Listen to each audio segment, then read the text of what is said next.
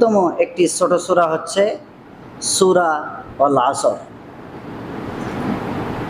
এই সূরায়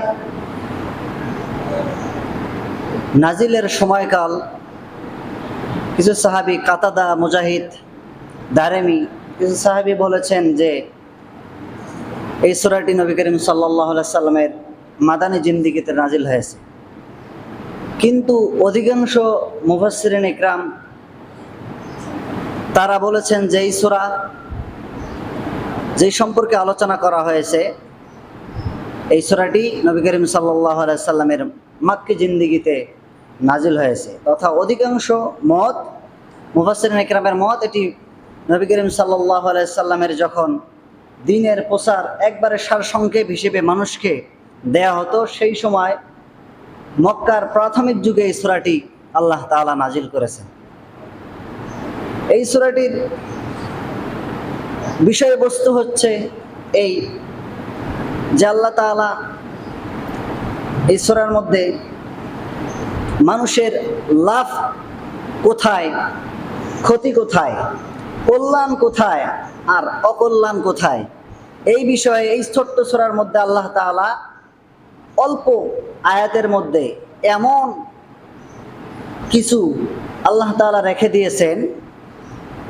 তাফসিরে সাইদির থেকে বলছি, তিনি লিখেছেন যে আল্লাহ তাআলা যেন এই ছোট্ট সূরাটি একটি ঝিনুকের মধ্যে যেমন একটি মহাসমুদ্র ঢুকায় দিলে যেরকম হয়, এই ছোট্ট সূরার মধ্যে আল্লাহ তাআলা তার বান্দার জন্য এরকম কিছু সারসংক্ষেপ রেখে দিয়েছেন। জোরে বলি সুবহানাল্লাহ। এই হচ্ছে সূরা আল আসর। এই সূরায় আল্লাহ তাআলা সমস্ত মানব মণ্ডলীদেরকে লক্ষ্য করে আল্লাহ তাআলা তাদের লাভ এবং ক্ষতির বিষয়টি আলোচনা করেছেন। সূরার শুরুতে আল্লাহ তাআলা বলেন যে ওয়াল আসর, সময়ের কসম, ইন্নাল ইনসানা লাফি খুসর। ইন্নাল ইনসান, ইন্না আসে বেশক, অবশ্যই, নিশ্চয়তা দেওয়ার জন্য ইন্না শব্দটি ব্যবহার করা হয়ে থাকে।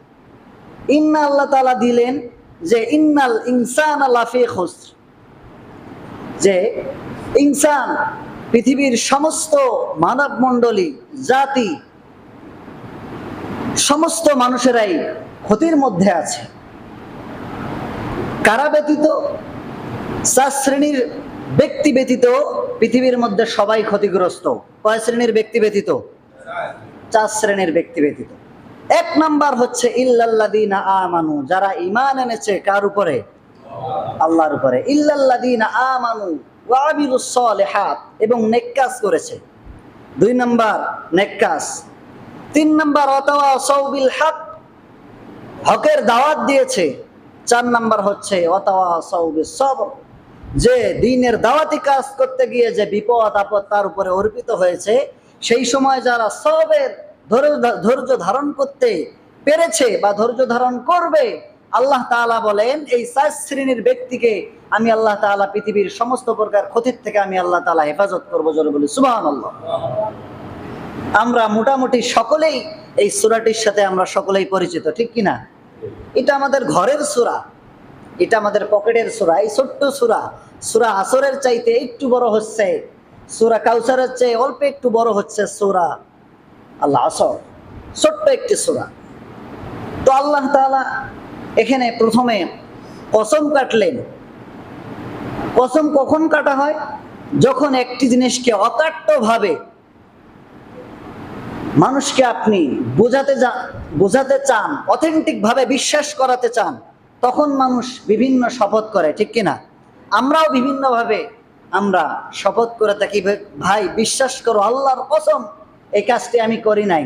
তার কারণ এই কসমের মধ্য দিয়ে আমরা জিনিসটার সত্যতা প্রমাণ করতে চাই। কথা বলেন ঠিক কিনা?